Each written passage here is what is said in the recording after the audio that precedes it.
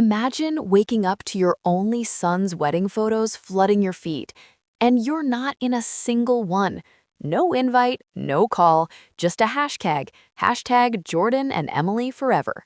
I'm Evelyn Harper, a devoted Chicago mom who raised her boy alone through every scraped knee and late night talk.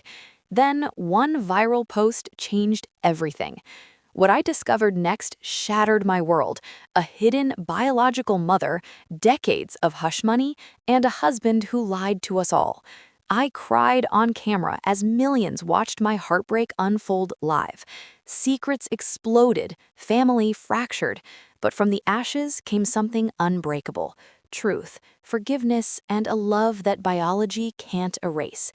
This is my real, raw story. Watch if you've ever been erased by the people you loved most. You won't look away. Hi, everyone. My name's Evelyn Harper. I'm 52 years old, divorced for the last 8 years, and until last October, I thought I had the kind of close-knit mother-son relationship that Hallmark movies are made of. I live in a quiet cul-de-sac in Naperville, just outside Chicago. Big colonial house, white picket fence vibes, the whole suburban dream I built brick by brick after Richard left. My world has always revolved around my only child, Jordan. He turned 27 this year, 6'2" with his father's dark hair and my stubborn chin. I've spent his entire life being the mom who shows up. Soccer games in the rain, late-night college application essays. The time he totaled his first car and I drove 3 hours to pick him up without a single lecture. I thought that counted for something. Apparently, it didn't. It started as one of those perfect Midwest fall mornings, the kind you see on Instagram filters: crisp air that smells faintly of wood smoke and wet leaves, sunlight slanting through the maple trees, turning everything gold and red. I woke up at 6:15 like clockwork, the way I have since Jordan was in diapers, slipped into my favorite robe, the soft gray one he bought me for Mother's Day 3 years ago, padded downstairs and started the coffee maker. Black, no sugar. Some habits die hard. While the machine gurgled, I grabbed my phone from the charger on the kitchen island and opened Facebook out of pure routine. I wasn't even thinking about the wedding yet, not consciously. Jordan and Emily's big day was supposed to be tomorrow, Saturday. I'd marked it on my calendar in red Sharpie, circled it twice. I'd already packed my suitcase, the navy mother-of-the-groom dress I'd bought at Nordstrom after Emily sent me a Pinterest link saying, "This color would look amazing on you, Ev." I'd practiced my toast in the mirror a dozen times, something heartfelt about how proud I was of the man he'd become, how Emily was the daughter I'd always wanted. I'd even ordered custom monogrammed handkerchiefs for the ceremony, because Jordan once joked that real men don't cry at weddings, and I wanted to be ready when he proved himself wrong. But as the first sip of coffee hit my tongue, still too hot, I refreshed my feed. And there it was. A photo posted 47 minutes earlier by Mike Delgado, Jordan's best friend since freshman year of high school. Mike in a charcoal suit, grinning ear to ear, arms around Jordan and Emily in what was clearly the middle of their ceremony. The barn behind them was draped in white fairy lights and eucalyptus garlands. Emily's gown shimmered like something out of a fairy tale, off-the-shoulder lace, long train trailing over scattered rose petals. Jordan looked handsome in his tux, eyes shining the way they did when he was truly happy. The caption read, "Best day ever. Congrats to my brother Jordan and the beautiful Emily. Hashtag Jordan and Emily forever. Wedding day, love wins." My coffee cup slipped from my fingers and shattered on the hardwood floor. Hot liquid splashed across my bare toes, but I barely felt it. The room tilted. I scrolled frantically, heart hammering so hard I could hear it in my ears. More photos flooded in, real-time stories from guests. The first kiss, cutting the 3-tiered vanilla raspberry cake, Jordan dipping Emily on the dance floor to an Ed Sheeran song, every single one tagged with that same hashtag. Every single one showing people I knew: Jordan's college roommates, Emily's sorority sisters, even my ex-sister-in-law Karen, who hadn't spoken to me civilly since the divorce. Richard was there too, front and center in half the shots, raising a champagne flute with that smug smile he always wore when he thought he'd won. No photo included me, not one. I kept scrolling, telling myself there had to be a mistake. Maybe they'd sent the invite to the wrong email. Maybe it got lost in the mail. Maybe this was a surprise vow renewal or an elopement they decided to turn into a full wedding at the last minute. But the timestamps didn't lie. The ceremony had started at 11 a.m. It was now 8:47. They'd been married for almost 2 hours, and I was sitting in my kitchen in my robe, coffee pooling around broken porcelain, realizing I hadn't been invited to my own son's wedding. I dialed Jordan's number first, straight to voicemail. His cheerful, outgoing message, "Hey, it's Jordan, leave a message and I'll hit you back," felt like a slap. "Jordan, honey, it's Mom. I just saw the pictures. The wedding? It's today? Call me, please. I'm worried. I love you." My voice cracked on the last word. Next, Emily. Same thing. Voicemail. I left a shorter message, trying to sound calm. "Emily, sweetheart, everything okay? Saw the photos, just checking in." Then Richard. He picked up on the fourth ring. I could hear string quartet music and laughter in the background, the clink of glasses. The reception was already underway. "Evelyn," he said, voice flat, like I'd interrupted something important. "What do you need?" I swallowed the lump in my throat. Why wasn't I invited to Jordan's wedding, Rich? It's happening right now and no one told me. A long pause. I pictured him stepping outside the barn, away from the crowd, loosening his tie the way he does when he's annoyed. Jordan's decision, not mine. Gotta go, the toasts are starting. "Richard, wait!" Click. The line went dead. I sat there, on the bar stool, staring at the black screen of my phone, feeling something inside me crack open. Not anger yet, that would come later. Just pure, hollow shock, the kind that makes your fingertips go numb and your breathing shallow. I opened Instagram next, then TikTok, then Twitter, every platform Jordan and Emily used. Stories, reels, live feeds. The hashtag was already trending in our local area. Guests were posting boomerangs of the bouquet toss, slow-motion clips of the first kiss, close-ups of the rings. One video showed Jordan whispering something in Emily's ear that made her laugh and bury her face in his shoulder. I watched it 3 times, searching his face for any sign of guilt, regret, anything. Nothing. He looked radiant, complete. That's when the first tear fell. Then another. I didn't sob, not yet. I just sat there leaking quietly while the algorithm fed me more proof that my son had built an entire life milestone without me in it. Friends started texting, "Ev, are you okay? Saw the wedding pics. Why aren't you there? Is everything all right with Jordan?" I didn't answer any of them. I couldn't. My thumbs wouldn't work. Instead, I kept refreshing, kept watching, kept hoping for some explanation to appear in the captions or comments. It never did. What I didn't know then, what I couldn't have known as I sat alone in my too-quiet kitchen, was that this wasn't just about a forgotten invitation or a petty family argument.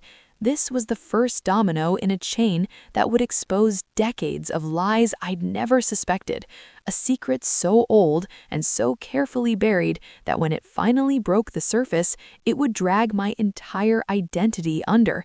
And the worst part? The whole world would watch it happen. Because by the end of that day, my devastated post, "Sometimes the people you love most can hurt you the deepest, missing my only son's wedding today with no explanation," would explode online.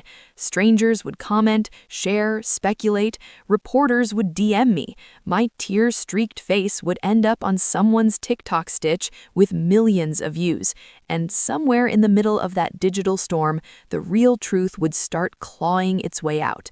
But that morning, all I felt was erasure, like 27 years of bedtime stories, scraped knees, college tuition payments, and "I love you" texts vanished in a single hashtag. I was a mother who no longer had a son's wedding to attend, and I still had no idea why. The broken coffee mugs still lay in pieces on the kitchen floor, coffee drying into sticky brown rings, but I couldn't bring myself to clean it up. My hands wouldn't stop shaking long enough to hold a broom. Instead, I stayed glued to the bar stool, phone clutched like a lifeline that had already been cut.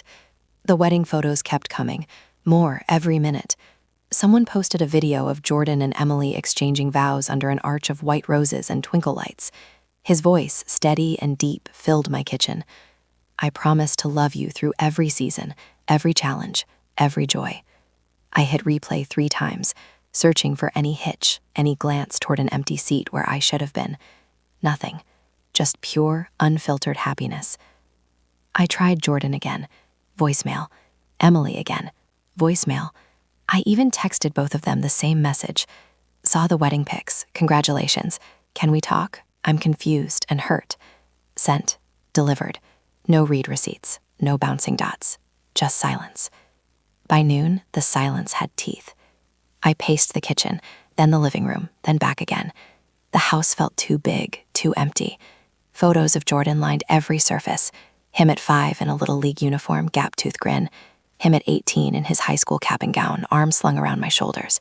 Him at 25, the day he got his first real job offer, hugging me so tight I could feel his heartbeat against mine. I touched the frames like they might vanish if I didn't hold on. Finally, desperation pushed me to call the one person who might still pick up, Richard. He answered on the 3rd ring this time. The background noise had shifted, less music, more chatter, the unmistakable pop of a champagne cork. "Evelyn," he said again, sounding mildly irritated, like I was a telemarketer who'd called twice. "I told you. I know what you said," I cut in. My voice came out sharper than I intended. "Jordan's decision, fine, but I deserve to know why. What did I do? Did I say something? Forget something? Tell me, Rich. Give me something." A beat of quiet. I could almost see him, tall, silver at the temples now, still wearing that tailored navy suit he'd probably had dry cleaned for the occasion. He'd always looked good in a tux. Too good, sometimes. He sighed, the kind of sigh that said this conversation was beneath him. "Look, it's complicated. Jordan's been processing some things. He wanted the day to be about him and Emily, without any drama." Drama? The word tasted bitter. I've never caused drama at family events. I've been the one keeping things civil since you walked out 8 years ago. Another pause. Longer this time. I heard him take a sip of something, probably the good scotch he kept for celebrations. "He needed space," Richard said finally. "From both of us, honestly, but especially from certain expectations." Expectations? I laughed, but it came out hollow. Like expecting my only child to invite me to his wedding? That kind of expectation? "Evelyn." "No, don't Evelyn me. You were there, weren't you? Front row, toasting, smiling for the cameras. You got to watch my son say his vows. I got a hashtag." I could hear him shift, maybe stepping farther from the crowd. The laughter faded to a dull murmur. "It wasn't about excluding you to hurt you," he said, quieter now. "It was about protecting the day. Jordan's been dealing with some heavy stuff, family history, questions about where he comes from." My stomach twisted. What does that mean? A long exhale. "He'll tell you when he's ready. Or maybe he won't. That's his call now." "Richard, stop talking in riddles. If there's something I need to know." "There isn't. Not from me." His tone hardened again. "I have to get back. Emily's dad is about to give a speech. Take care of yourself, Ev." The line went dead before I could respond. I stared at the phone, chest heaving. Take care of yourself? Like I was some fragile stranger he used to know. The rest of the afternoon blurred into a cycle of refreshing feeds and unanswered calls. Every new post felt like a fresh wound. There was Jordan slow dancing with Emily too, can't help falling in love. There was the cake smash, her smearing frosting on his nose, him laughing so hard he almost dropped her. There was Richard clinking glasses with Emily's parents, looking every bit the proud father-in-law. And in one candid shot posted by Mike, Jordan was hugging a woman I didn't recognize, mid-40s maybe, dark curly hair pulled into a loose bun, elegant green dress. She had her arm around his waist, head tilted against his shoulder like it belonged there. The caption, "Family moment. Jordan and Emily forever." Family moment. I zoomed in on her face. Something about her smile tugged at a memory I couldn't place. Not a friend, not Emily's relative. I'd met most of them. Who was she? I screenshotted it and sent it to my best friend Sarah with a single line. Who was this woman with Jordan? Sarah called immediately. Ev, oh honey, I saw the posts. I'm so sorry. Are you okay? No, I said, voice cracking for the first time since the mug broke. I'm not okay. And now there's this woman hugging my son like she's known him forever and I don't even know her name. Sarah was quiet for a second. Have you asked Jordan? He won't answer. Richard? Same. She sighed. Listen, I'm coming over. I'll bring wine and takeout. You're not sitting in that house alone tonight. I didn't argue. I couldn't. By evening, the wedding posts had slowed.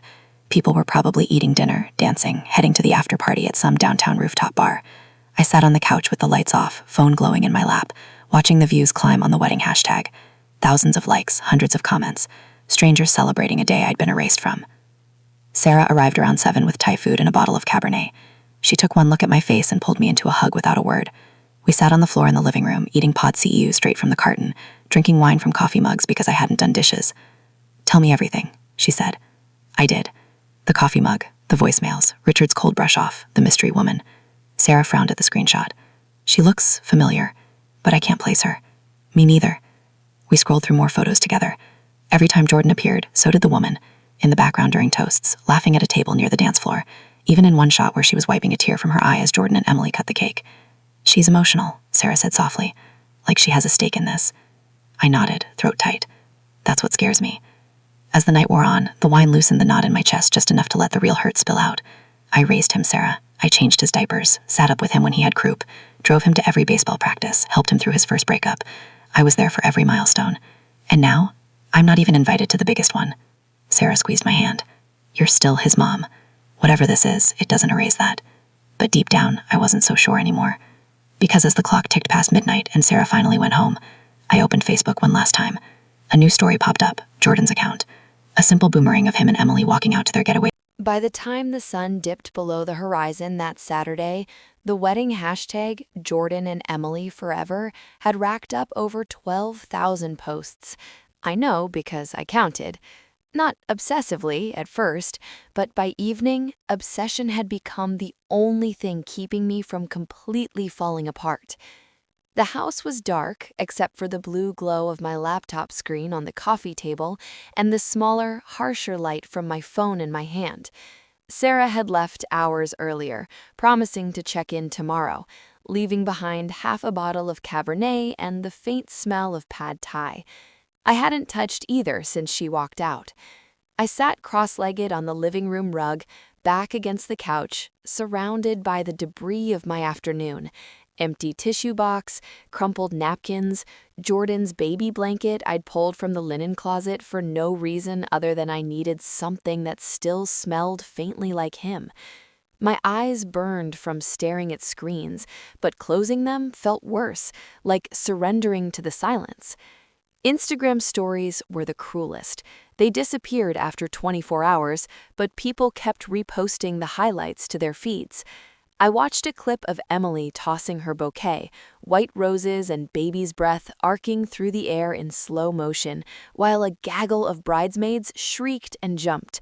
Jordan stood off to the side, arms folded, grinning like he couldn't believe his luck.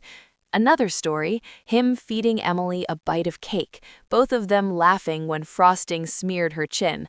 A third, the father-daughter dance, except it wasn't Emily's dad holding her. It was Jordan slow dancing with his new mother-in-law, both of them swaying to My Wish by Rascal Flatts. Sweet, heartwarming, and completely devoid of me. I refreshed again. A new live popped up, Jordan's account.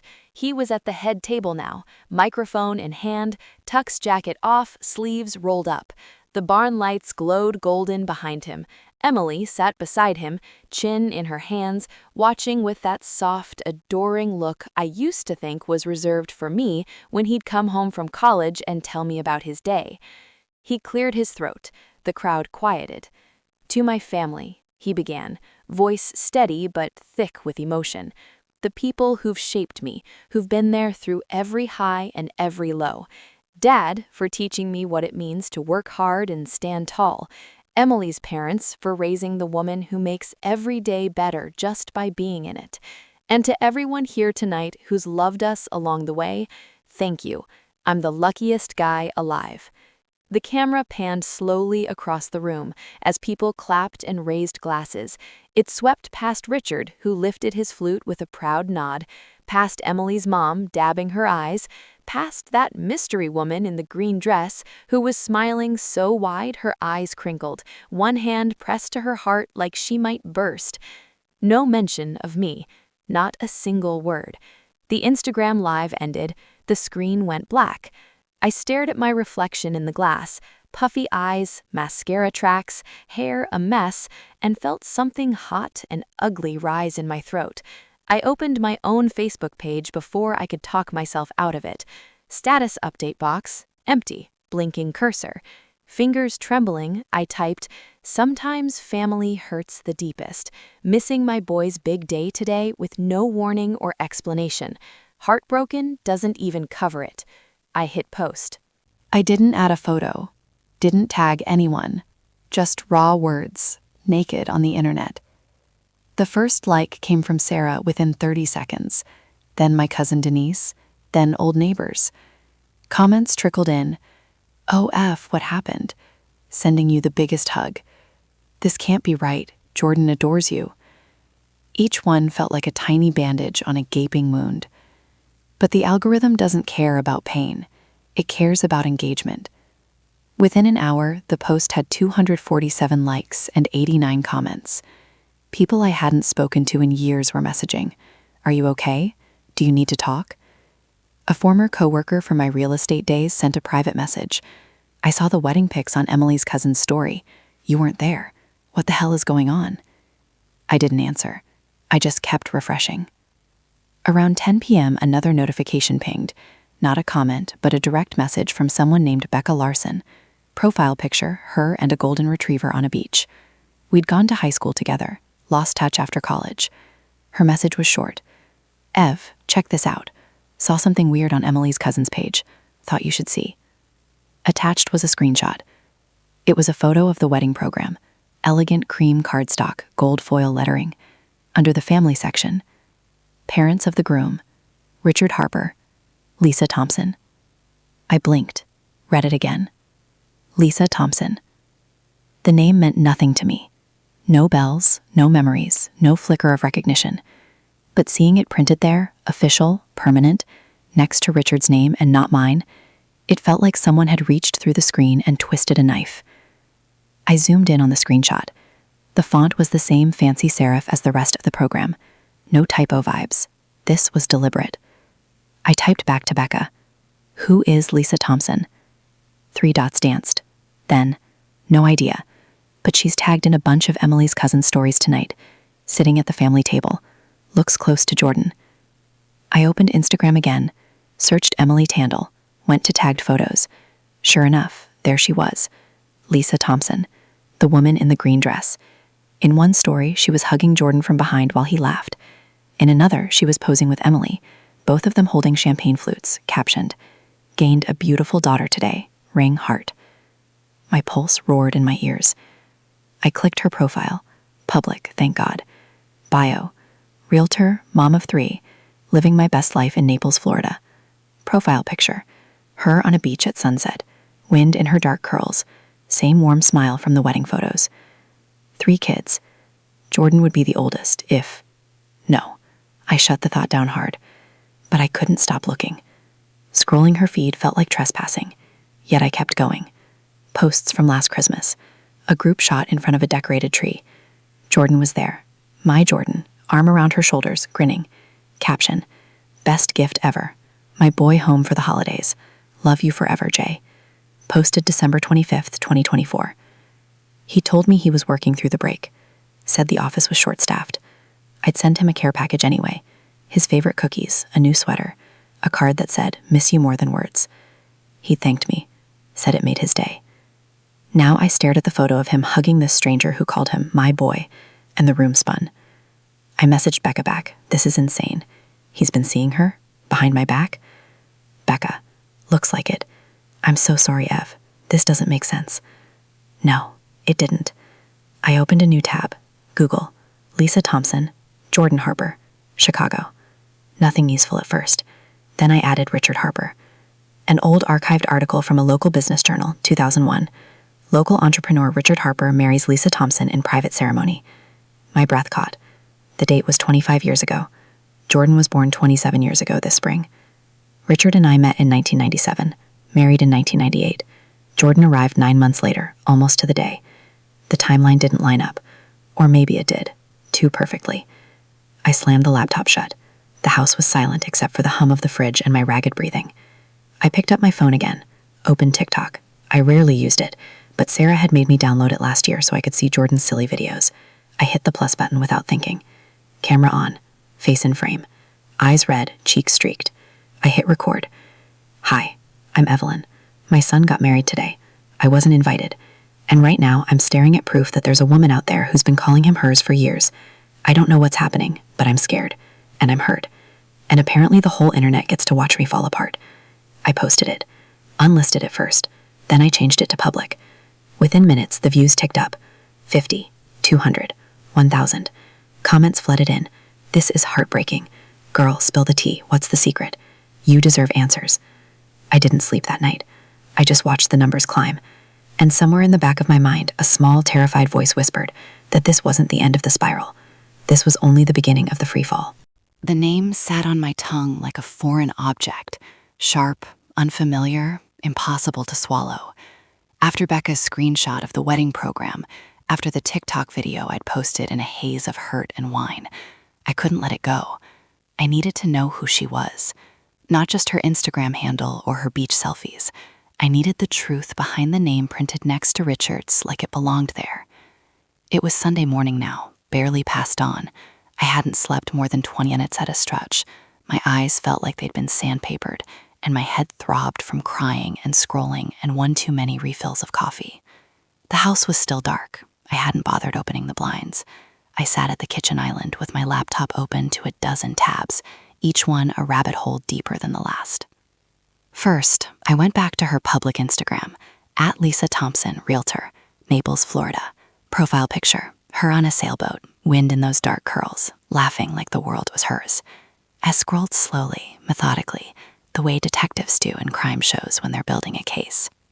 Her feed was polished, professional headshots mixed with family candids. A post from last summer, her with 2 younger kids, teens maybe college age, at a Keys beach, all tanned and smiling. Caption, my crew, couldn't ask for better. No Jordan in that one. But then, 3 posts down, there he was, a Thanksgiving throwback from 2023.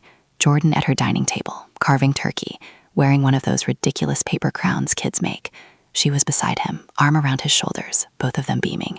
Caption, grateful for second chances, and the family that makes every holiday brighter.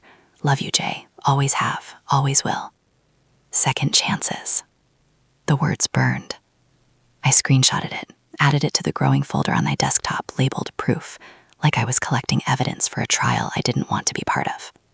Next, Google. I typed variations for an hour. Lisa Thompson plus Richard Harper. Lisa Thompson plus Jordan Harper, Chicago. Lisa Thompson, marriage, 2000s, Illinois.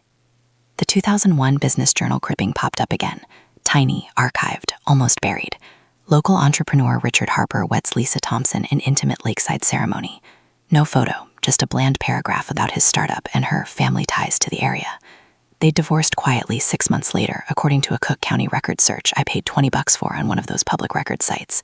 No kids listed in the filing, no custody battles mentioned. But Jordan was born in April 1998. If they married in early 2001, that timeline didn't work. Unless... I pulled out the old safe in the hallway closet, the one Richard always called the vault of boring paperwork. Inside, birth certificates, social security cards, the deed to the house we'd bought together in '99. I found Jordan's birth certificate at the bottom, yellowed at the edges. Father, Richard James Harper. Mother, Evelyn Marie Harper, nee Caldwell. Date of birth, April 12, 1998. Place, Northwestern Memorial Hospital, Chicago. My name. Right there in black ink. I traced the letters with my fingertip, like touching them would make them real again. But doubt is a virus. Once it starts, it spreads. I opened another tab, Ancestry.com. I'd signed up years ago when Jordan was in high school, thinking it'd be fun to trace our family tree for a senior project. We'd never finished it. I logged in, password still Jordan 2008, and searched for Lisa Thompson in Illinois records from the late 90s. Nothing direct. But then I switched to the DNA side of things. The site offered hints, people with shared matches. I clicked through, heart hammering. A distant cousin on my mom's side popped up, then another, normal stuff. I hesitated, then searched for matches connected to Thompson surnames in Florida or Illinois. One name kept appearing in the close match category, a woman named Mia Thompson. Profile said she was in her early 20s, Miami area. Relationship estimate, possible first cousin once removed. But I didn't have any Thompsons in my tree. I messaged her through the site, short, polite, desperate. Hi, Mia. This might sound strange, but I'm trying to figure out a family connection. Your name came up as a possible match. Do you know a Lisa Thompson or a Jordan Harper? I hit send before I could overthink it. While I waited, I went back to Lisa's Facebook. She had it linked from Instagram. Public posts only, but enough. I scrolled years deep. Birthday wishes from Jordan every April. Comments on her real estate listings. Proud of you, Mom, from him in 2021. A video from 2022. Jordan surprising her at her office with flowers for Mother's Day. She hugged him so tight the camera shook. My firstborn, she whispered, voice cracking. You'll always be my baby. Firstborn. The word echoed like a gunshot. I slammed the laptop shut again, stood up, paced. My reflection in the dark window looked like a ghost, pale, hollow-eyed, hair wild. I didn't recognize myself. The phone buzzed, a notification from Ancestry.com. Mia had replied, Hi, Evelyn. Yeah, Lisa is my aunt. Jordan is her son, my cousin. Why are you asking? Is everything okay? My legs gave out. I sank to the kitchen floor, back against the cabinets, phone clutched to my chest. Her son. Not adopted, not a stepson. Her biological son. But how? I'd carried him. 9 months of morning sickness, stretch marks, labor that lasted 23 hours. I remembered every detail. The way he'd cried the first time they laid him on my chest. The tiny fist wrapped around my finger. I'd nursed him, rocked him, sang to him until my voice gave out. I was his mother. Wasn't I? I typed back with shaking fingers. I'm Jordan's mom. Or at least I thought I was. Can we talk? Please. 3 dots. Then, oh my God. Yes. Call me. Now. I did. Mia answered on the first ring. Young voice, soft southern lilt. Evelyn. Tell me everything, I said. No hello, no small talk. Please. She hesitated. Aunt Lisa doesn't talk about it much, but, she was married to Richard really young. They had Jordan when she was 21. Things fell apart fast. Cheating, fights, the usual mess. Richard got primary custody when Jordan was 6 months old. Said he had a more stable life, a new wife. You. Lisa signed the papers. She thought it was best for Jordan at the time, but she never stopped loving him, never stopped trying to be in his life, even from a distance. I couldn't breathe, but my name is on the birth certificate. Richard handled all the paperwork. He told her it was cleaner that way. She was heartbroken, but she was young, scared, broke. She let him rewrite the story. Tears streamed down my face. He's been visiting her, for years, behind my back. Yeah, Mia said quietly. He found out the truth last year, did one of those at-home DNA kits for fun, matched with Aunt Lisa right away. He started coming down to Florida. They've been rebuilding. She didn't want to push, but, he wanted his mom, the one he was born to. The room spun. I pressed my forehead to the cool tile floor. And the wedding, I whispered. He told her he couldn't invite both of you. It would be too much drama. He chose her. Silence stretched between us. Then Mia added softer. I'm so sorry, Evelyn. I didn't know you existed until right now. Aunt Lisa never said your name, just that Richard had moved on and started a new family. I ended the call. Couldn't speak anymore. I sat there on the floor for a long time, phone dark in my hand. The woman who raised him, me, wasn't invited. The woman who gave birth to him was. And the man who orchestrated the lie, my ex-husband, was the one who had handed Jordan the choice. I opened TikTok again. My video from last night had 87,000 views. Comments pouring in. This is wild. DNA test incoming. Spill more, queen. I hit record once more. Face in frame. Voice raw. I just found out my son might not be biologically mine. And the woman who is, was at his wedding. Smiling. Hugging him. While I sat here alone. I posted it. Views climbed. 100K. 200K. The internet was watching. And the secret I'd never known existed was about to tear my life wide open. Sleep became a stranger after that call with Mia. I tried. God, I tried.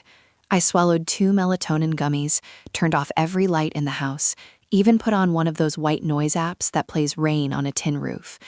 But every time I closed my eyes, I saw Lisa Thompson's face, that warm smile in the wedding photos, the way she'd pressed her cheek to Jordan's shoulder like it was the most natural thing in the world. I saw the birth certificate with my name on it, mocking me. I saw Richard's smug expression when he'd brushed me off on the phone. And worst of all, I saw Jordan, my Jordan, carving turkey at her table, wearing a paper crown, calling her mom in the comments. By 3 a.m. Monday morning, I was back at the kitchen island, laptop open, credit card in hand. I ordered a 23andMe kit on overnight shipping. The website promised discover your origins and connect with relatives. I didn't care about origins. I cared about proof.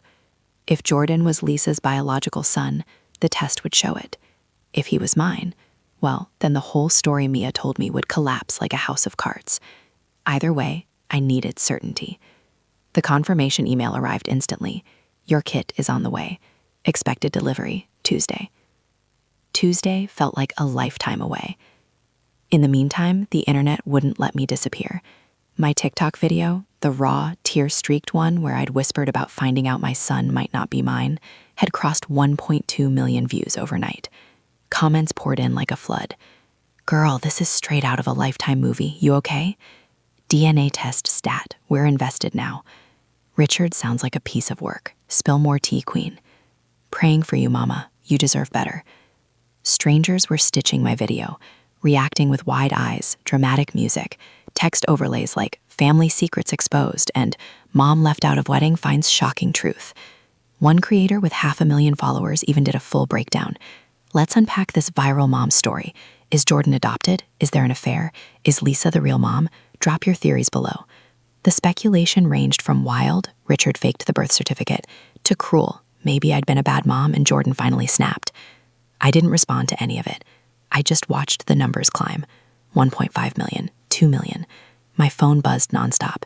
DMs from news outlets, podcast hosts, even a producer from a daytime talk show asking if I'd consider coming on to share my side. I ignored them all. This wasn't entertainment. This was my life cracking open in public. Sarah came over again Monday night, this time with coffee and a bakery box of croissants. She took one look at my face, dark circles, unwashed hair, and pulled me into a hug without saying a word. You're trending on TikTok, she said when we finally sat down. Locally, at least. People at work were talking about it today. That Naperville mom whose son ghosted her at his wedding. I winced. Great. I'm a hashtag now. She opened her phone, showed me the For You page. My face was everywhere, frozen mid-sob, eyes red, caption after caption. Heartbroken mom goes viral after son's secret wedding. Family erased. One woman's shocking discovery. I pushed the phone away. I can't watch anymore. But I did. I couldn't stop. Late that night, another DM slid in. This one from an anonymous account with no profile picture, just a string of numbers. I'm Lisa's niece, the one you talked to on Ancestry, Mia. Aunt Lisa saw your video. She's freaking out, wants to talk. Here's her number if you're ready. A Chicago area number followed. I stared at it for 20 minutes. My thumb hovered over the call button. What would I even say? Hi, you stole my son. Thanks for crashing my family. In the end, hurt won over pride. I hit call. She answered on the second ring. Evelyn? Her voice was softer than I'd expected. Calm, almost gentle. No defensiveness. Just sadness. Lisa, I said. My throat felt like sandpaper.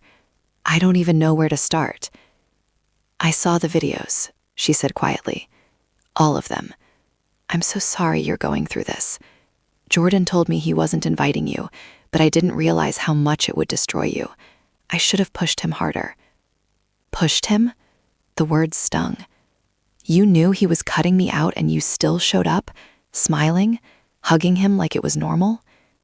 A long pause. I heard her take a shaky breath. I've spent 26 years on the outside looking in.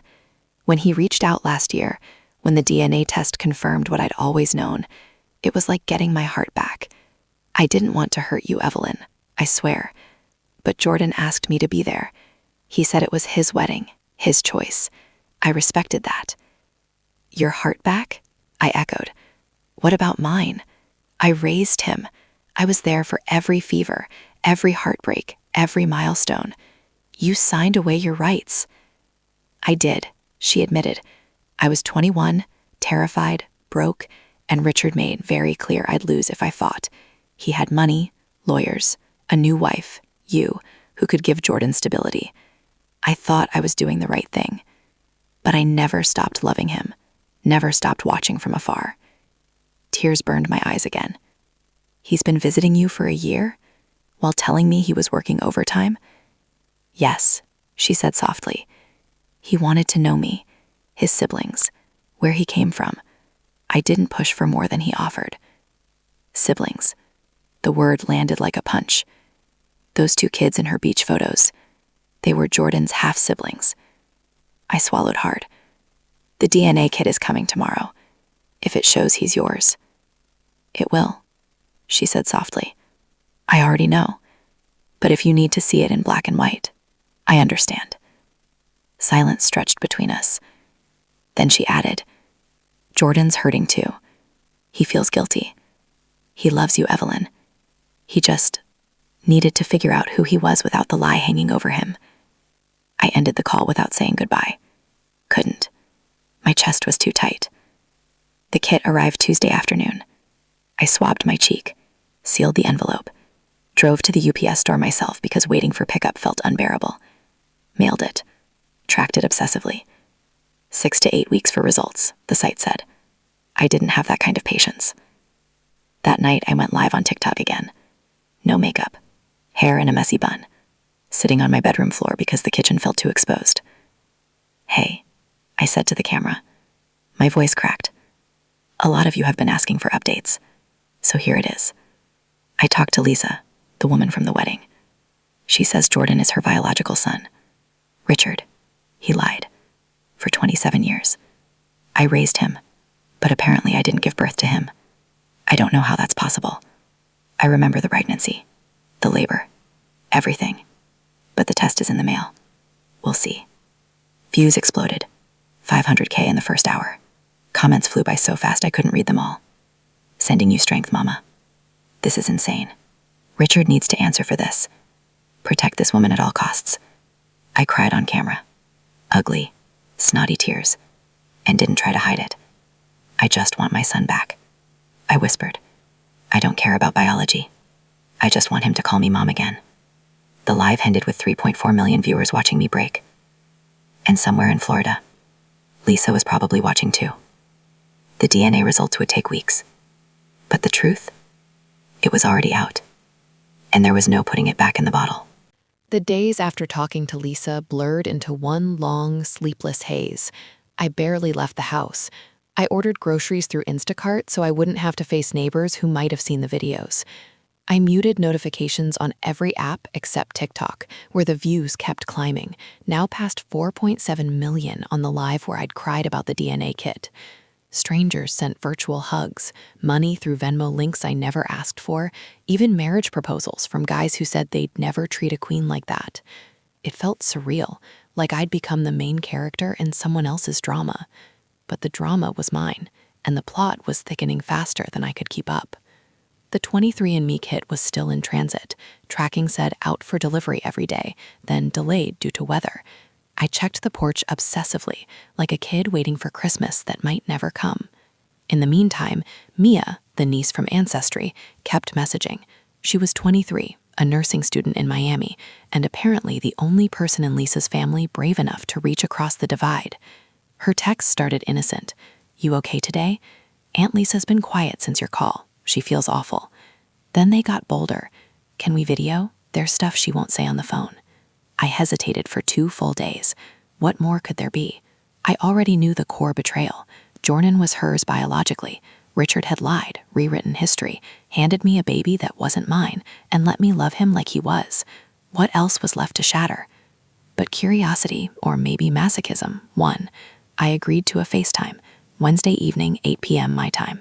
I showered for the first time in 48 hours, put on a clean, brushed my hair. Small acts of armor.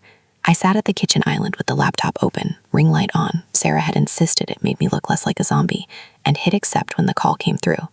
Mia's face filled the screen, young, freckled, dark curls like her aunt's, big brown eyes wide with something between sympathy and nerves. Behind her, a messy dorm room, posters of anatomy charts and a string of fairy lights. Hi, Evelyn, she said softly. Thanks for doing this. I nodded. My voice came out hoarse. Just tell me what she wouldn't. Mia bit her lip. Okay, but promise you won't hate her. She's not the villain here. Richard is. I didn't promise anything. I just waited. Mia took a breath. Aunt Lisa and Richard got married right out of high school. They were 19, crazy in love, or at least that's what she thought. She got pregnant fast, Jordan. She was so excited, named him after her grandpa. But Richard, he changed after the baby came, started staying out late, drinking more, yelling about money. Then he met you. My stomach dropped. Met me? Yeah, at some networking event downtown. Lisa found text on his phone, naked photos, love notes. She confronted him. He didn't even deny it. Said he was unhappy and wanted out. Filed for divorce when Jordan was 3 months old. Lisa begged him to stay, for the baby. He said no. Said he'd already moved on. With you. I stared at the screen. But Jordan was born in April '98. Richard and I didn't start dating until June. We married the next spring. Mia nodded slowly. Exactly. Richard told Lisa the divorce was final and that he was taking Jordan full-time. He said you were stable, older, ready to be a mom. Lisa was 21, working 2 jobs, living with her parents. She couldn't fight him in court, not with his money and his lawyer friends. So she signed the custody papers. But she asked one thing, that Jordan always knew she loved him. Richard promised he'd tell him someday. But he never did, I whispered. No, he told Jordan you were his mom, period, end of story. Lisa got supervised visits for a while, then nothing. Richard moved you guys to Naperville, changed phone numbers, blocked her on everything. She tried sending cards, letters, birthday gifts. They all came back returned to sender. She thought maybe you were the one shutting her out. I shook my head violently. I never saw any of it, I swear. Richard handled the mail. He said his ex was unstable. I believed him. Mia's eyes softened. I know. Aunt Lisa figured that out eventually. She stopped trying so hard. Got remarried, had my cousins, built a life. But she never forgot Jordan. She kept every photo he posted online, every milestone. When he did that DNA test last year, for fun, he said, it matched her instantly. He messaged her that night. Are you my mom? She cried for hours before she answered. I pressed my palms to my eyes. He's been seeing her for a year, coming to Florida, meeting her kids, and he never told me. He wanted to, Mia said, but he was scared. Scared you'd hate him for wanting to know her. Scared Richard would cut him off. Scared of what it meant for you. So he kept it secret, until the wedding planning started. Emily pushed him to invite who he really wanted there. He chose Aunt Lisa. The words landed like bricks. He chose her over me. Not over you, Mia said quickly. He told her he still loves you, that you raised him, that you're family. But blood pulled harder, at least for now. I laughed bitterly. Blood. Right. Because biology erases 27 years of bedtime stories and orthodontist bills and I love you texts at 2 a.m. when he couldn't sleep. Mia looked down. I'm sorry. I really am. We sat in silence for a long minute. Then she added, there's more. Aunt Lisa has proof. Old custody papers. Letters Richard sent her threatening to make her look bad in court if she fought. Photos of Jordan as a baby, at her apartment before the final handover. She kept everything. If you want to see. I do, I said without hesitation. Send them. She did, right there on the call. PDFs, scanned Polaroids, emails from 2000, one letter from Richard. You signed the papers. Don't make this ugly. Jordan's better off with us. Another photo, tiny Jordan in Lisa's arms, her eyes red from crying, kissing his forehead like it was the last time. It was. I downloaded them all, saved them in the proof folder, now bursting at the seams. Mia whispered, she wants to meet you, not to fight, just to explain, face to face, or Zoom, whatever you're comfortable with. I didn't answer right away. My mind was spinning too fast. Instead, I ended the call politely, thanked her, promised to think about it. Then I opened TikTok, went live. No script, no filter, just me, sitting in the same spot, laptop still open to Mia's shared screen. Hey everyone, I said, voice shaking. Update. I just talked to Lisa's niece. She showed me documents. Jordan was born to Lisa. Richard took him when he was a baby, told me he was mine. I carried that lie for 27 years, and tonight, I saw photos of my son as an infant with the woman who actually gave birth to him. I'm looking at them right now. I held up my phone, showing a blurred-out Polaroid, enough to prove it was real without invading privacy. Tears came again. I didn't wipe them away. I don't know what happens next, but I can't pretend anymore. The internet saw my wedding heartbreak. Now it's seeing the rest. And Jordan, if you're watching this, I still love you, biology or not. I just wish you'd talk to me. The viewer count hit 5.2 million. Comments exploded. Fire emojis, broken hearts. This is unreal. Protect Evelyn at all costs. Richard is trash. I ended the live after 10 minutes. Couldn't take any more. But as the screen went dark, one notification stood out. A text from an unknown number. Jordan's area code. "Mom, we need to talk, please." My shirt stopped. The secret was out. And my son, the one I'd raised, the one who'd chosen someone else, was finally reaching back. But whether it was to explain, apologize, or say goodbye, I had no idea. The text from Jordan came in at 2:17 a.m. on Thursday. 3 little words that stopped my heart for a full 5 seconds before it started hammering again. "Mom, we need to talk, please." I stared at the screen until it dimmed, then woke it up again, half convinced I'd imagined it. No emoji, no sorry, no explanation, just that raw plea. My thumb hovered over the reply button for what felt like forever. Part of me wanted to type back immediately. Yes, now, explain everything. Another part, the wounded, exhausted part, wanted to ignore it. Let him feel the silence I'd been drowning in for days. In the end, I typed one word. When? His reply was instant. "Tomorrow? Coffee? That place on Michigan Ave we used to go to after my games. 11 a.m.? The spot, Bean and Brew, was neutral ground, public, safe.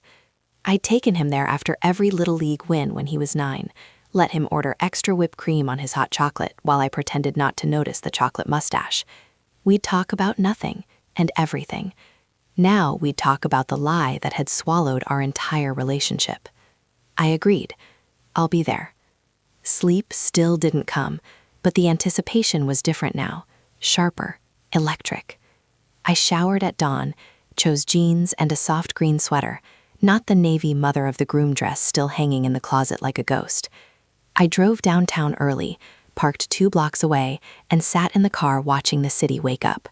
People hurrying to work, delivery trucks unloading, the smell of fresh bread from the bakery next door. Normal life. My life felt anything but. I arrived at 10:50. The cafe was half full. Tourists with maps, remote workers with laptops, a few moms with strollers. I claimed our old corner booth, the one with the cracked vinyl seat and the window view of the street. Ordered black coffee. Waited. He walked in at 11:02, taller than I remembered, or maybe I'd just shrunk under the weight of the last week. Hair still damp from a shower, wearing the gray hoodie I'd bought him last Christmas, sleeves pushed up. Emily wasn't with him. That surprised me, relieved me too. This needed to be just us. He spotted me immediately, our eyes locked. For a second, neither of us moved. Then he walked over, slow, like he was approaching something fragile. "Mom," he said quietly, sliding into the booth across from me. I searched his face, those familiar hazel eyes, the faint scar above his left eyebrow from a bike crash when he was 12. My boy. Still my boy. "Jordan," I answered. My voice cracked on his name. He looked down at the table, fingers tracing the edge of a sugar packet. "I'm sorry. For everything. The wedding. Not telling you. All of it." I waited. I'd waited this long.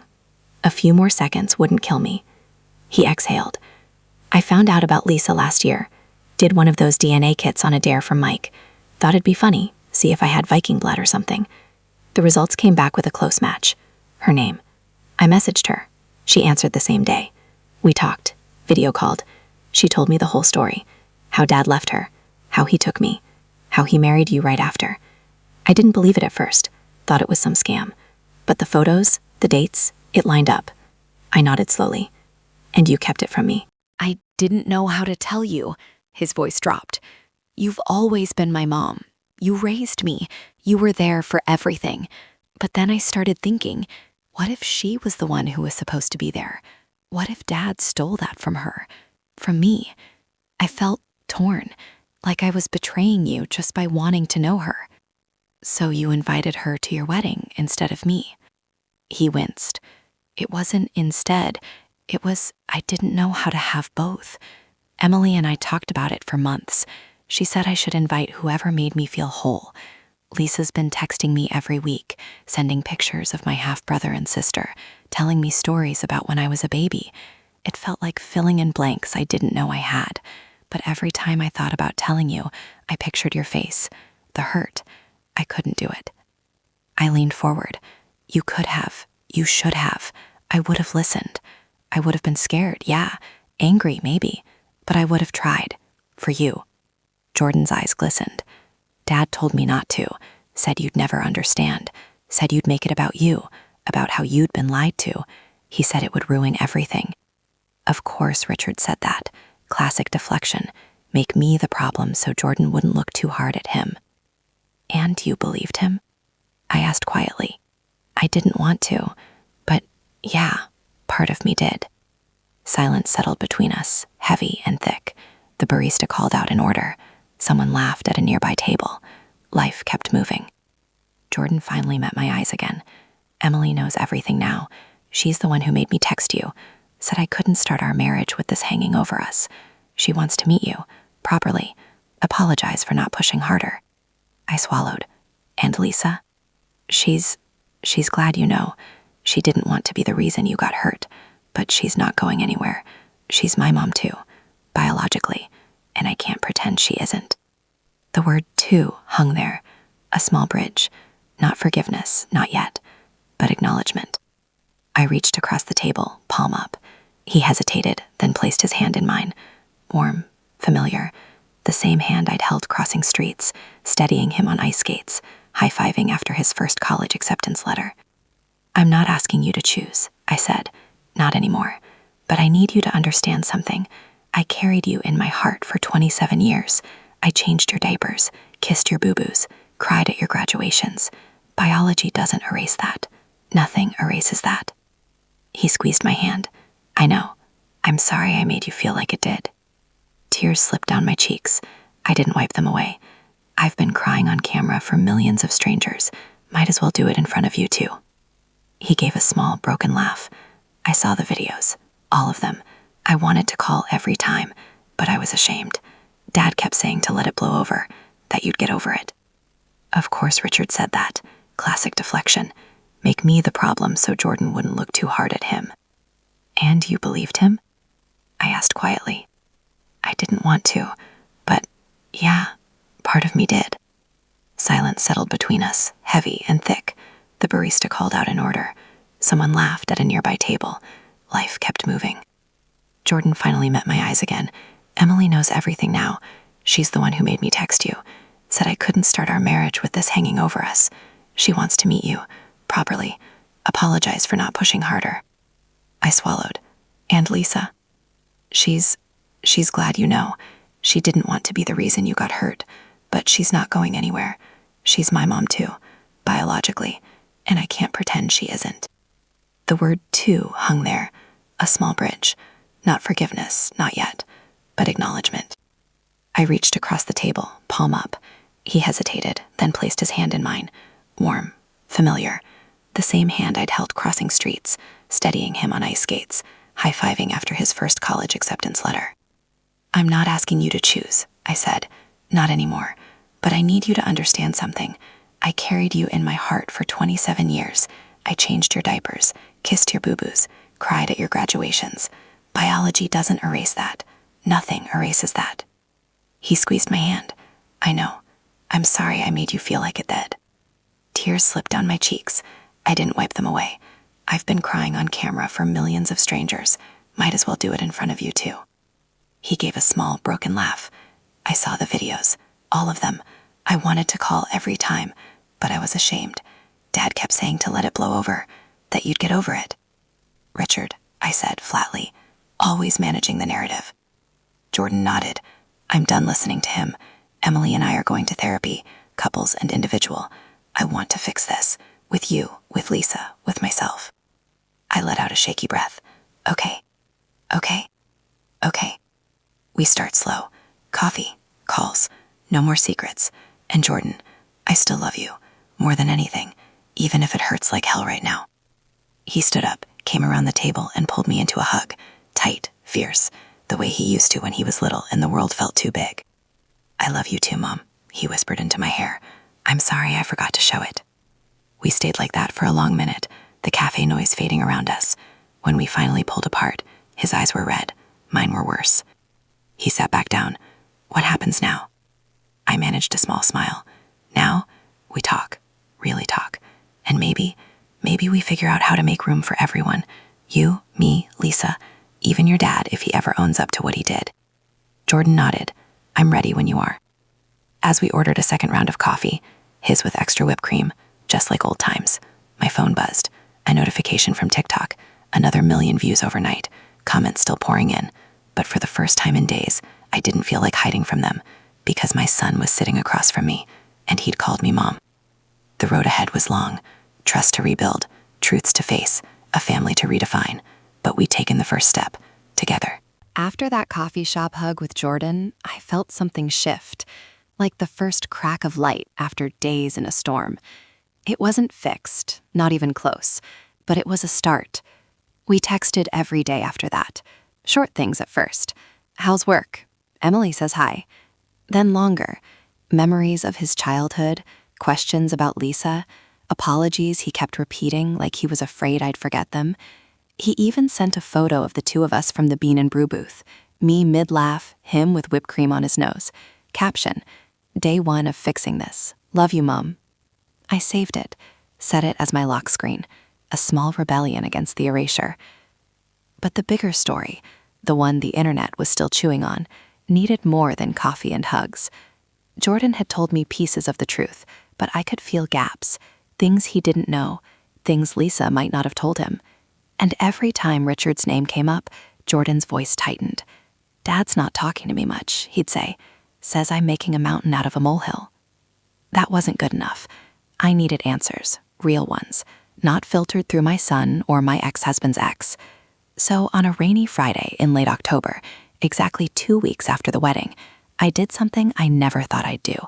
I hired a private investigator.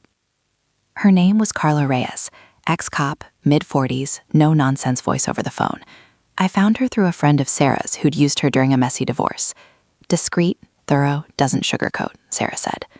I met Carla at a Starbucks in Oak Brook, neutral, public, away from prying eyes. I slid her a folder, Jordan's birth certificate, the old marriage license I dug up for Richard and Lisa, screenshots of Lisa's social media, the custody papers Mia had sent, even printouts of Richard's threatening letters from 2000. I need to know what he's hiding, I told her. Payments, communications, anything that shows he knew more than he's letting on. Carla didn't blink. Timeline. Everything from 1997 to now. Focus on money trails between him and Lisa, and anything tying back to Jordan's birth or the adoption story.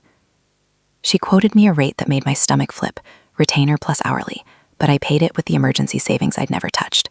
This wasn't luxury. This was survival. The first report came 10 days later, a tidy PDF emailed at 7:42 p.m. on a Tuesday. Subject line, Preliminary Findings, Harper Thompson. I opened it alone in my bedroom, door locked, laptop on my lap like contraband. Bank records first, pulled from public filings and subpoenaed statements Carla had fast-tracked through contacts. Starting in 2002, right after our divorce was final. No, wait, our divorce was 2018. This was earlier. Monthly transfers, $1,500 wired from Richard's business account to an account in Lisa Thompson's name. Consistent, every first of the month. Labeled vaguely, consulting, family support. The amounts increased over time. $2,000 by 2010, $3,000 by 2018. Total paid over $450,000 in hush money, spread across 23 years. Hush money. My hands shook as I scrolled. Next, emails. Carla had accessed old server archives from Richard's company. He'd never been great at cybersecurity. A chain from 2015. Richard to Lisa. Stop calling the house. Evelyn answered last time. She's asking questions. Wire went through today. Keep it quiet or the visits stop. You know I can make that happen. Lisa's reply. I just want pictures. He's growing up so fast. Please, Rich. He's my son. His response. He's ours now. You sign the papers. Don't make me get lawyers involved again. Another from 2020. Lisa sending Jordan's high school graduation photo she'd found online. He looks just like you. Proud of him. Can I send a card? Richard. No cards. No contact. You get the money. That's the deal. The deal. I felt sick. This wasn't just custody. This was control.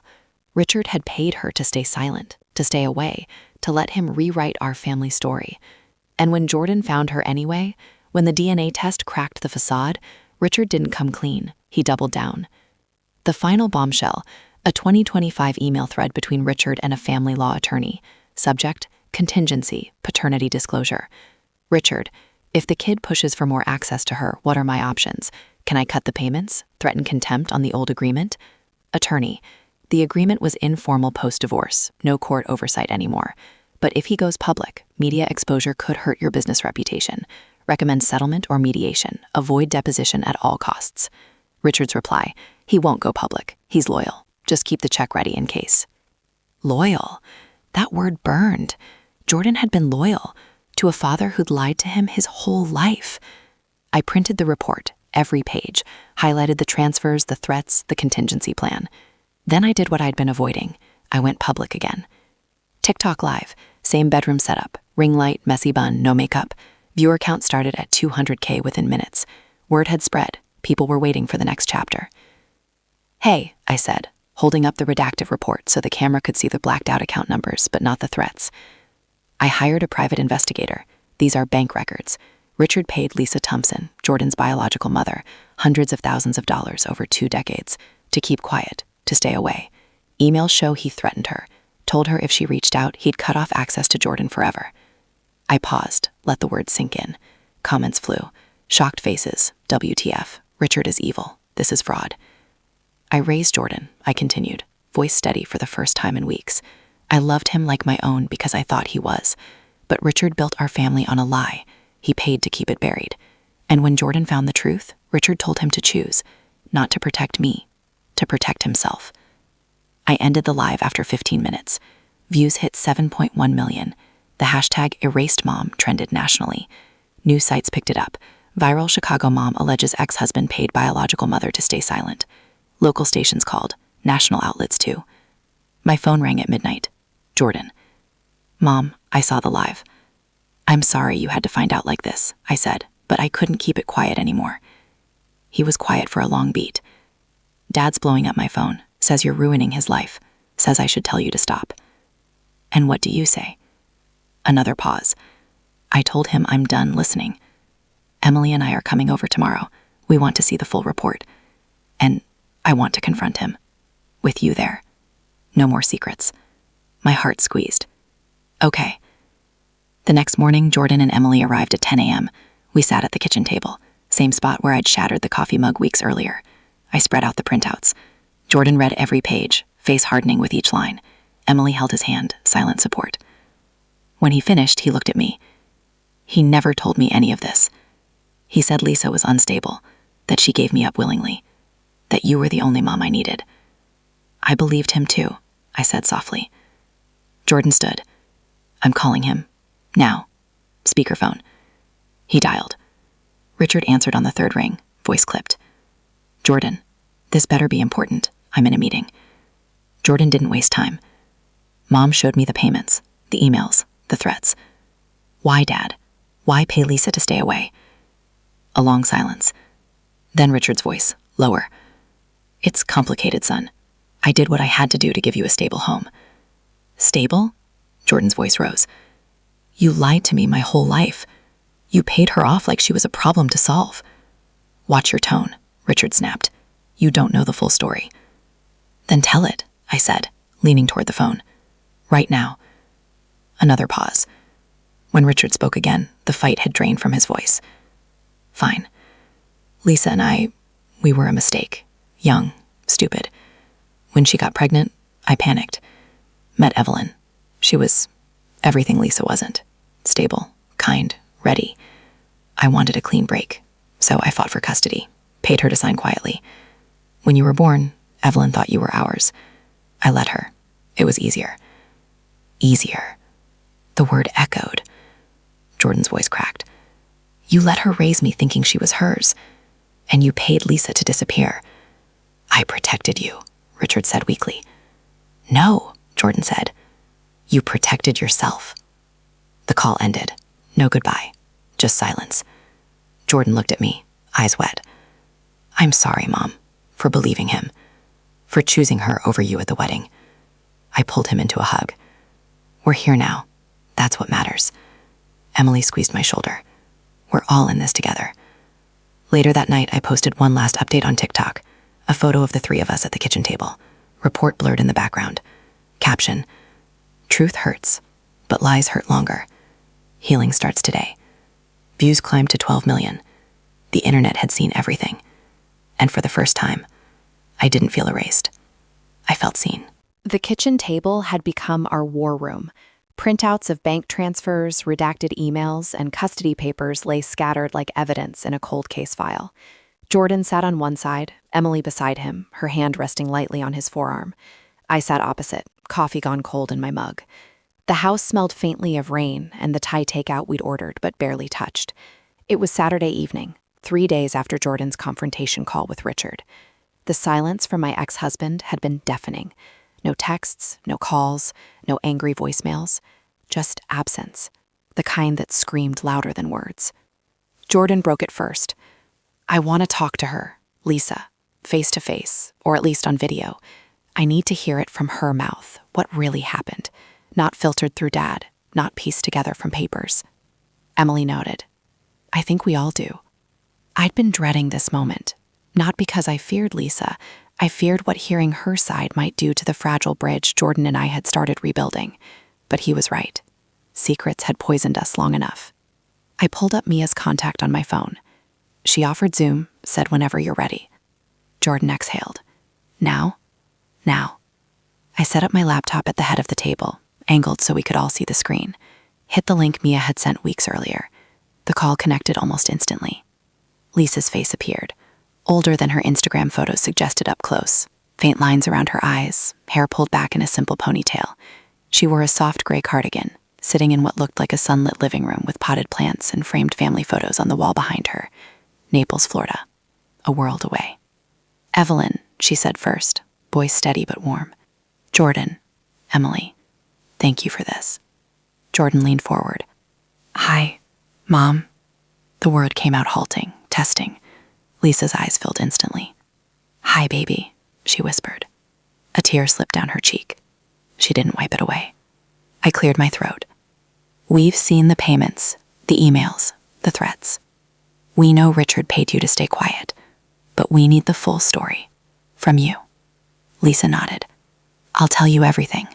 No holding back. She started at the beginning. We were kids, she said. 19. Richard was charming, ambitious, full of big talk about starting his own company. I was working at a coffee shop, taking night classes.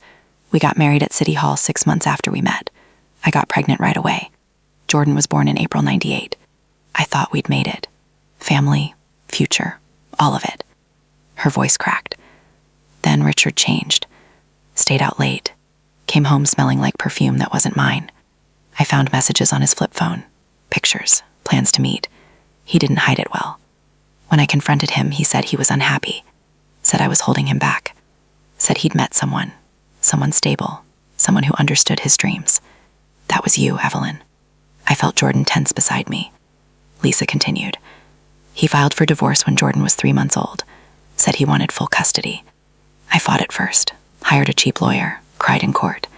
But Richard had money from his startup investors, connections, a new fiancé who looked perfect on paper. The judge said I was young, unstable, no steady income. Richard painted me as unfit. I was terrified I'd lose Jordan completely. So I signed. Agreed to supervise visits, then nothing. He promised he'd tell Jordan about me someday. That I'd get letters, photos. He lied. Jordan's jaw clenched. He told me you didn't want me. That you gave me up because you couldn't handle being a mom. Lisa's hand flew to her mouth. God, no.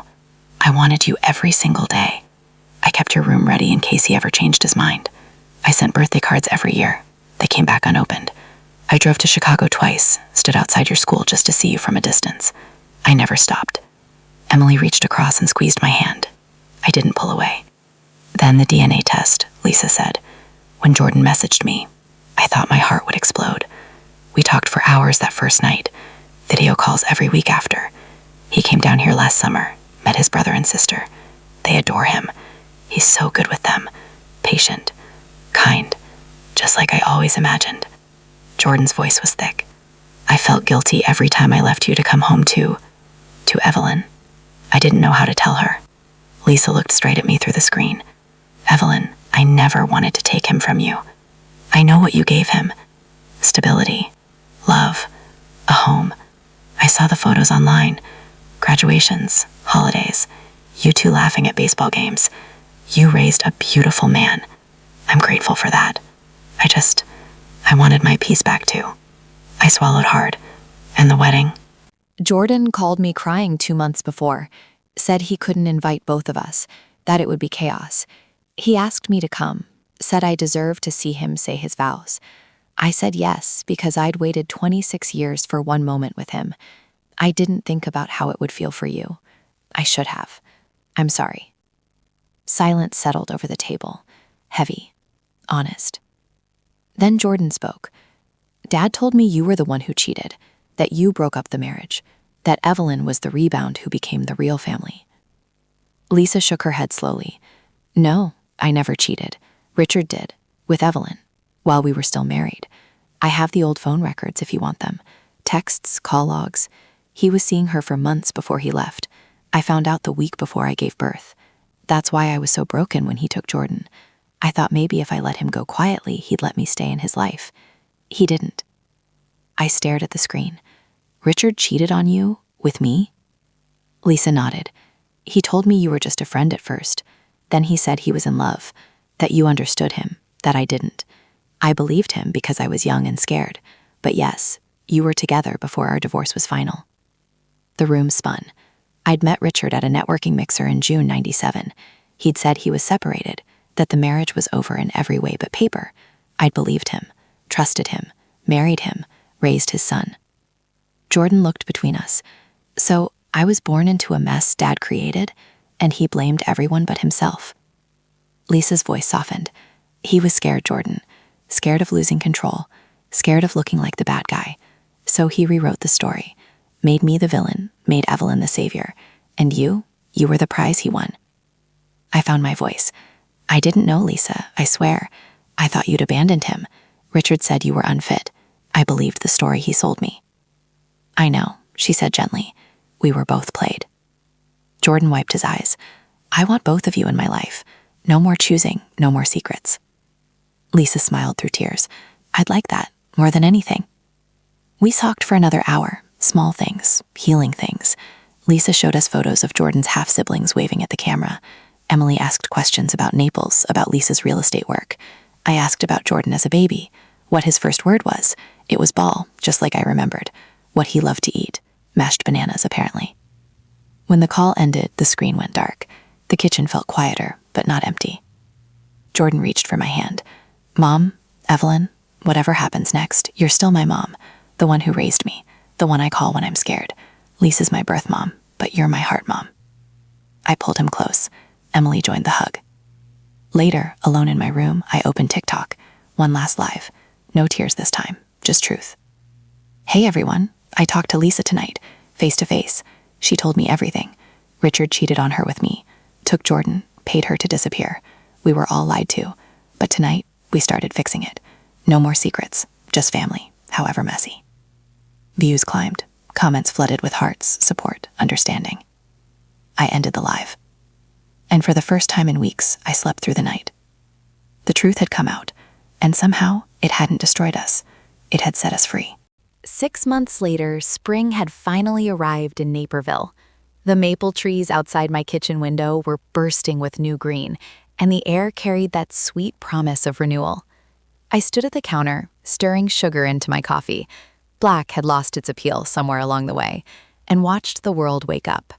The house felt different now, lighter, not empty anymore, even when I was alone. Jordan and Emily had moved back to the suburbs last month, closer to both me and Lisa, who'd started splitting her time between Florida and a small rental in Evanston so she could see her boy more often. We'd settled into an uneasy but honest rhythm. Sunday dinners at my place every other week, where Lisa brought key lime pie from a Naples bakery and Jordan grilled steaks on the patio. Emily mediated when things got tense, mostly between me and Lisa at first, both of us tiptoeing around old wounds. But time did its work. We laughed more than we cried now. We shared stories instead of accusations. Therapy helped. Jordan and I went together for the first 3 months, weekly sessions in a quiet office downtown. We talked about betrayal, loyalty, what mom really means. He cried the day he admitted he'd felt guilty for loving Lisa, like it diminished what I'd given him. I cried when I admitted I'd been terrified that biology would win, that I'd lose him forever. The therapist, a kind woman named Dr. Patel, never let us rush the forgiveness part. It's not a switch, she said. It's a muscle. You build it slowly. Lisa and I started our own calls, once a month, just the two of us, no Jordan in the middle. We talked about the past without blame, about the future without competition. She told me about Jordan's first steps. He'd pulled himself up on her coffee table and wobbled toward the TV. I told her about his first lost tooth. He'd insisted on sleeping with it under his pillow so the tooth fairy wouldn't get lost. We both laughed when we realized we'd sung him the same lullaby, "You Are My Sunshine," without ever knowing the other had. Richard? He'd faded to the edges. After the confrontation call, he'd tried one last defense, showing up at my door with flowers and a rehearsed speech about protecting the family. I didn't let him in. Jordan blocked his number for a while. Eventually, Richard moved to California for a new job. We heard through mutual friends he was dating someone new, someone younger. No one asked for details. No one cared. The internet, though, it never really let go. My TikTok account had exploded from a few hundred followers to over 2 million. People still searched #ErasedMom, #FamilySecrets, #ViralMom. Clips of my crying lives were stitched into reaction videos, true crime podcasts dissected the timeline, even a few tabloids ran headlines like "Chicago Mom's Heartbreak Goes Mega Viral. What Really Happened?" I turned down every interview request at first, CNN, Dr. Phil, Good Morning America. But after the joint Zoom with Lisa, something shifted. I agreed to one, a sit-down with a local news station that promised no sensationalism, just truth. The segment aired in February. Jordan, Emily, Lisa, and I sat together on my living room couch. Awkward at first, then natural. The reporter asked gentle questions. Jordan held my hand on one side, Lisa's on the other. Emily smiled from the end of the couch like she always belonged there. We told the story, not as victims, but as survivors who'd chosen healing over hate. The comments afterward were kinder than I expected. "This is what real family looks like. Thank you for showing that love wins. I'm crying in my car right now." A publisher reached out next. They wanted a book. My words, my story. I hesitated until Jordan said, "Mom, people need to hear this. Not the drama, the recovery." So I signed the contract. The working title, Erased but Not Forgotten, A Mother's Journey Through Secrets, Lies, and Love. It wasn't finished yet, but the advance let me quit my part-time real estate admin job and focus on writing, on living.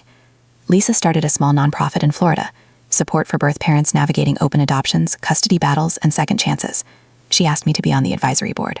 I said yes. We co-hosted our first virtual panel last month. Hundreds watched. No one asked who was the real mom. They just listened. Jordan and Emily were expecting now, a little girl, due in July. They'd asked both Lisa and me to be in the delivery room if things went smoothly. We'd both cried on the phone when they told us. Names were still up for debate, but Jordan kept joking he wanted something with both our initials. Evelyn Lisa Harper, he'd said once, grinning. Too much? We'd laughed. It wasn't too much. It felt right. Some nights I still scrolled old photos. Jordan as a toddler in my arms, his high school graduation, the wedding pictures I'd saved despite the pain. The ache was there, quieter now, a scar, not an open wound. I'd learned that love isn't a finite resource. There was room for Lisa without shrinking mine. There was room for forgiveness without forgetting. One Sunday in April, we all gathered at my house for Easter brunch. Jordan hid eggs in the backyard for his little brother and sister, Lisa's kids, now his full siblings in every way that mattered. Emily and Lisa argued playfully over deviled egg recipes in the kitchen. I watched from the patio door, coffee in hand, feeling something I hadn't in a long time: peace. Later, as the sun set and everyone left with hugs and leftovers, Jordan lingered on the porch. "Thanks, Mom," he said quietly. "For what?" "For not giving up on me, even when I gave you every reason to." I pulled him into a hug, the same fierce one he'd given me at Bean and Brew months ago. "You're my boy," I whispered, "always will be." He kissed the top of my head. "Love you. Love you more." He drove off with Emily, taillights fading down the street. I went inside, locked the door, and opened my laptop. A new comment on my last TikTok post, a simple video of me walking in the park with Jordan and Lisa. No words, just us laughing at something off camera. The comment read, "This is what healing looks like. Thank you for showing us it's possible." I smiled, closed the laptop. The internet had seen everything: my tears, my rage, my heartbreak, my hope. But more importantly, so had I. And in the quiet of my house, with spring blooming outside and family echoes still lingering in the air, I finally believed it too. Healing wasn't a finish line, it was a road, and I was walking it, one honest, messy, beautiful step at a time.